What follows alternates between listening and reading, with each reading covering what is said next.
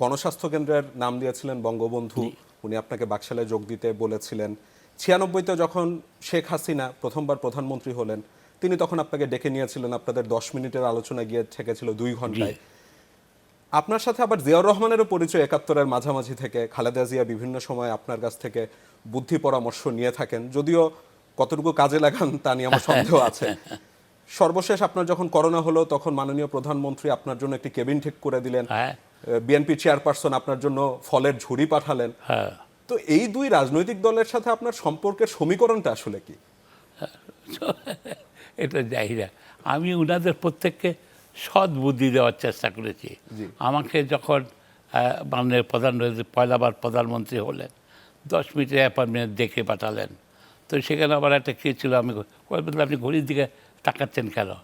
আর আপনার তার একটা তারা বলতে আমি ক্যান্সেল করে দিয়েছি, আপনি কথা বলেন।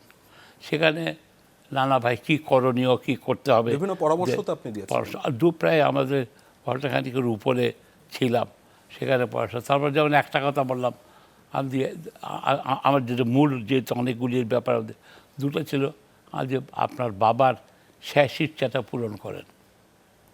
উনি তাকালেন শেষ ইচ্ছা, আর যে উনি 64টা জেলা করে গভর্নর করেছিলেন।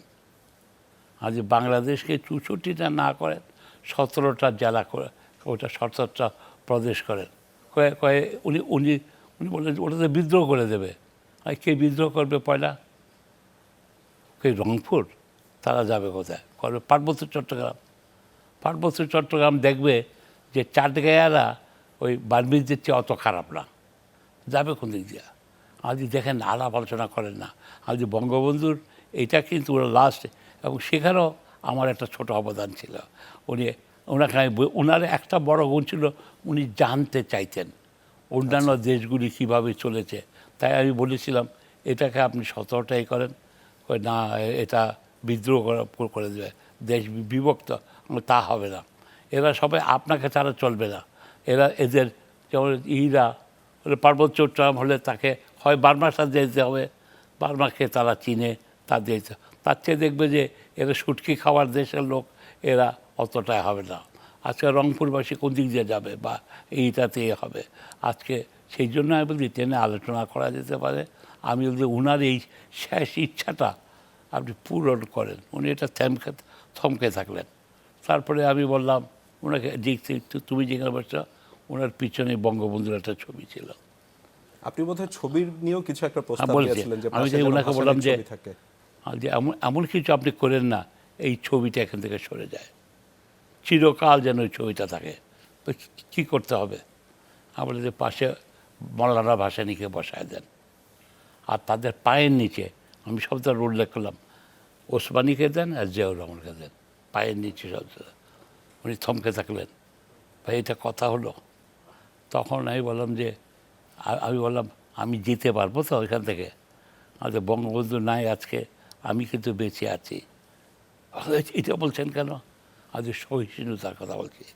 আপনি আর আমি ভিন্ন মত হলাম, কিন্তু এটা আপনি শুনলেন, এটা একটা আলোচনায় রেখেন। আমি কোনো কিছু না, আমি এই 4জনকে যদি রাখেন দেশে আর কোনো গণ্ডগোল হবে না। এটা চিরকাল এই জায়গায় থাকবে আমাদের জীবিতকালে এবং এইতে। আর যদি বঙ্গবন্ধুর প্রত্যেকটা জিনিস, আমি তো বলছি আমি আপনার পার্টি করি নাই, ওনার মুখের উপর আপনি তো জানেন ছাত্র ইউনিয়ন করেছিলেন। আমি ছাত্রলীগ করি নাই, আওয়ামী লীগ করি নাই, কারণ মুক্তিযুদ্ধের সময় কাজ করেছি সম্পূর্ণ এই সাথে। কিন্তু বঙ্গবন্ধুর সাথে আপনি ছাড়া, আপনি তার মেয়ে, আমার সাথে যতবার দেখা হয়েছে খুব বেশি আওয়ামী লীগের দেখা হয়েছে আমার মনে হয় না আমার ছাত্র জীবন থেকে।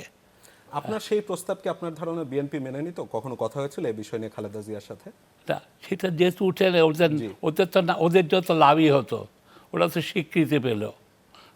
আমি ওদের সাথে না বলেছি, আমি ওদের এখানে আর যত বেশি আজকে আপনারা যে কারণে আমি গায়ে পড়ে আমাকে আমি কারো বুদ্ধিতে চলি না, আমার বুদ্ধি যতটুকু আছে।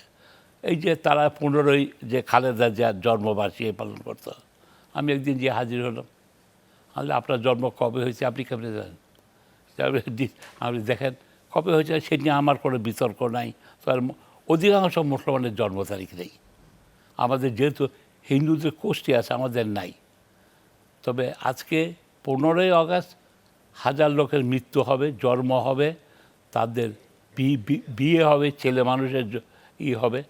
তবে আমার মনে হয় কি, এই দিন আপনি জন্মবার্ষিকীটা পালন করেন না, এই দিন কেক কাটেন না, আপনি এই পাবলিকলি এটা করেন না।